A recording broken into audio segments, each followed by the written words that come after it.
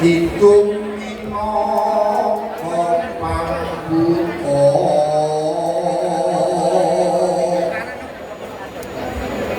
amor wangi pahar yen puniki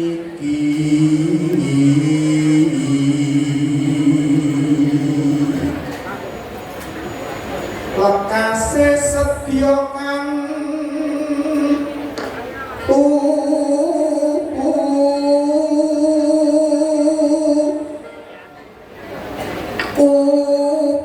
upacara wisudan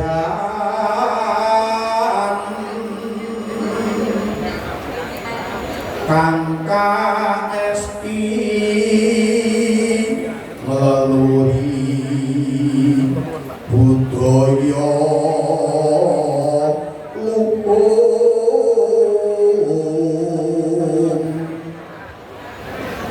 kumanduk sang pinahargya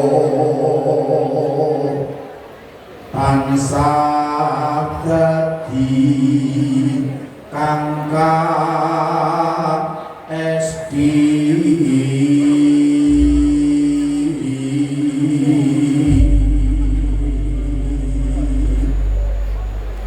mingkar mingku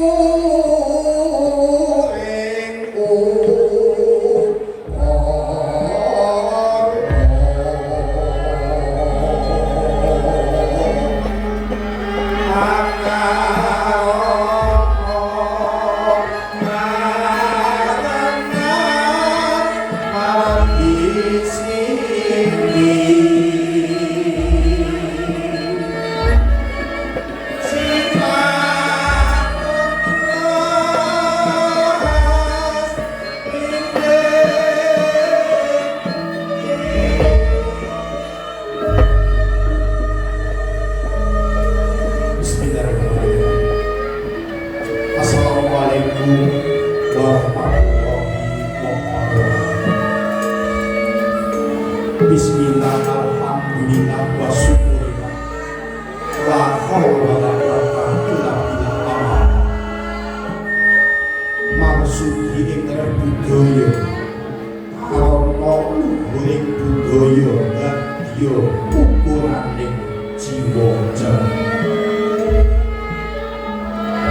katentreman kawijinan saha sing Gusti mugi tansah kapatno dumateng panjenengan sedaya lan pun para sesepuh pinisepuh ing satunggal para tamu sinedhar kakung piwak putri kang pinantu prabawa minangka purwaning ngatur sumangga panjenengan sedaya kula dherekaken mujahaken Rasulullah wonten ngarsa daya Gusti ingkang Maha Kuwasa ingkang sampun paring pinten-pinten kanugrahan dumateng panjenengan sedaya lan kula satemah ing siang punika panjenengan sedaya lan kula tasih dipun keparengaken nyawiji wonten ing pahargyan kanthi kebak ing kawilujengan wonten dinten Kemis Wage Surya kaping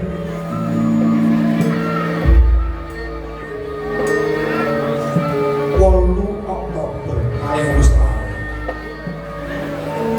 Bapak Sunardi miwah Ibu Wiwit ingkang lenggah wonten ing Dukuh Cetak RT Sekawan Desa Duyungan Kecamatan Sidoarjo Kabupaten Sragen ing siang menika pareng badhe ngawontenaken tata cara munduh mantul penganten lan wisuda tali dharma putra tamunipun ingkang sesilih bagus Wisnu Prasetyo Aji ingkang sampun kalampahan Bapak Ayu Nurul Hanifah putra pastri Bapak Suparna miwah Ibu Agiyanti ingkang budal saking Jati RT 21 RW 7 Desa Jati Kecamatan Sarang Kabupaten Sragen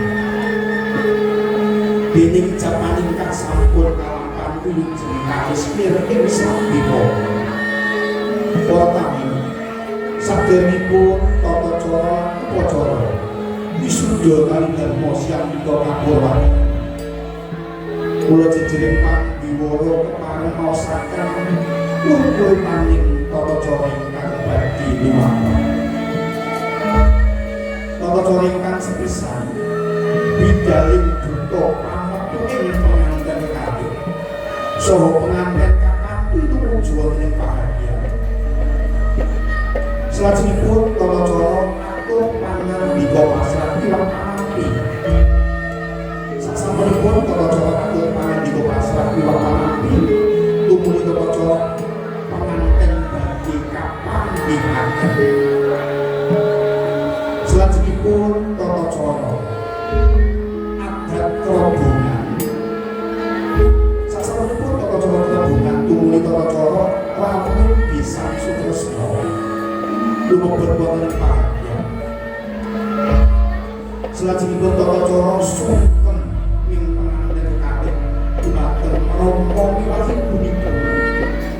Tata cara salajengipun atur pambagi harja saking Bapak Sunarti sakeluarga dumateng para tamu ingkang sampun kepareng. Tumuli tata cara putu matur matang ilang putu panista saha tata cara bumbak kawah. Sabibaripun tata cara bumbak kawah tata cara putu panista kawah.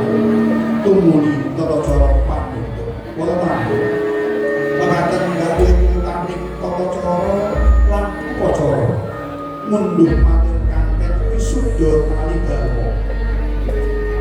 Mbok pilih boten wonten ewa-ewa. Wilujeng siang, wilujeng lenggahan slok, wilujeng nyerangku tumapaing tata cara ingkang badhe lumampah. Nuwun.